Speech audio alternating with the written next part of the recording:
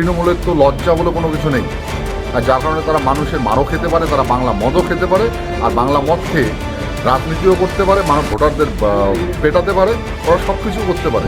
দাবি মতো বাংলার আবাস যোজনার কাটমানি না দেওয়ায় এক ব্যক্তিকে মারধরের অভিযোগ উঠল তৃণমূল কংগ্রেসের বুথ সভাপতির বিরুদ্ধে। ঘটনায় রীতিমতো চাঞ্চল্য ছড়িয়েছে কোচবিহারের তুফানগঞ্জ 2 নম্বর ব্লকের শালবাড়ি 1 গ্রাম পঞ্চায়েতের প্রথম খণ্ড বাঁশরাজা এলাকায়। যদি সমস্ত অভিযোগ ভিত্তিহীন বলে দাবি তৃণমূল বুথ সভাপতি সুবল চন্দ্র বর্মনের। অভিযোগ, বুধবার রাতে শালবাড়ি 1 গ্রাম পঞ্চায়েতের 9-30 নম্বর বুথ প্রথম খণ্ড বাঁশরাজা এলাকায় প্রত্যেক বাড়ি বাড়ি গিয়ে প্রধানমন্ত্রী আবাস যোজনার ঘর পাইয়ে দেওয়ার নাম করে টাকা চান তৃণমূল বুথ সভাপতি সুবল চন্দ্র বর্মন।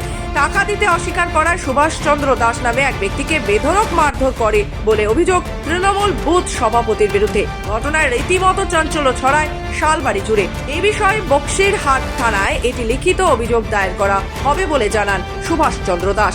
এ বিষয়ে তৃণমূলকে তীব্র কটাক্ষ বিজেপি কোচবিহার জেলা সহ সভাপতি উৎপল দাসের। তিনি বলেন, চুরি ও কাটমানি তৃণমূলের নৈতিক অধিকার। যদিও এ বিষয়ে তুফানগঞ্জ 2 ব্লক তৃণমূল যুব সভাপতি মানিক বর্মন বলেন, সুভাষ দাসের নাম এই লিস্টে ছিল না বলে সে প্রতিনিয়ত গালিগালাজ করত। তবে মারধরের ঘটনা পুরোটাই ভিত্তিহীন, এটা বিজেপির চক্রান্ত। এটা ভিত্তিহীন অভিযোগ। আমি ওখানে যাই নাই। হ্যাঁ, এরা চক্রান্ত করে আমাকে ফাঁসানোর জন্য এই কথাগুলো বলছি। আমি রাস্তার ধার দিয়ে আমি এক বন্ধুর বাড়ি যাইতেছি, তখন আমাকে গালিগালাজ পাচ্ছে। আমি শুই না, আমি ওখান থেকে কাটিয়ে পড়ি। এরকম কোনো ঘটনা ঘটেনি? না না। কি নাম আপনার? আমার নাম সুবল চন্দ্র বর্মন। কি দায়িত্বে আছেন আপনি? আমি 9-30 বুথের বুথ সভাপতি, শালবাড়ি ওয়ান। বিষয়টা সম্পর্কে আমি ইতিমধ্যে খোঁজখবর নিয়েছি। 9-30 নং বুথের বাসিন্দা সুভাষ দাস, তার এবারের সার্ভেতে নামটা নাই জন্য আমাদের যিনি বুথ সভাপতি আছেন তাকে বিভিন্নভাবে গালিগালাজ করা হয়েছে এবং দলকেও গালিগালাজ করা হয়েছে।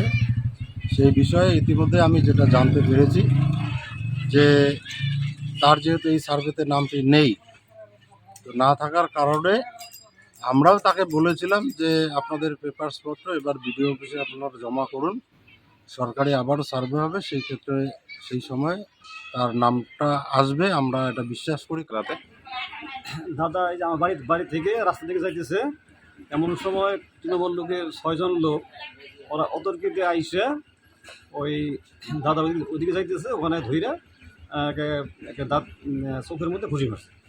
তারপরে আরও মারধর করতেছে। এই অবস্থায় সবাই যে ধরা হয়েছে, ধরার পরে ছাইরা চলে গেছে। কারা মারধর করে?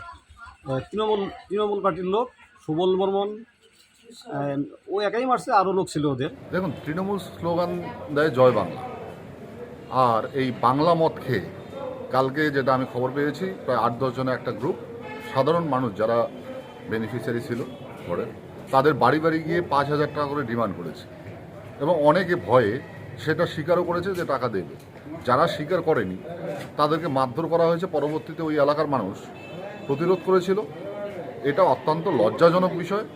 আর লজ্জা অ্যাকচুয়াল তৃণমূলের তো লজ্জা বলে কোনো কিছু নেই, আর যার কারণে তারা মানুষের মারও খেতে পারে, তারা বাংলা মদও খেতে পারে, আর বাংলা মদ খেয়ে রাজনীতিও করতে পারে, মানুষ ভোটারদের পেটাতে পারে, ওরা সব কিছু করতে পারে। কোচবিহার থেকে নিজস্ব প্রতিনিধি রিপোর্ট, খবর বাংলা।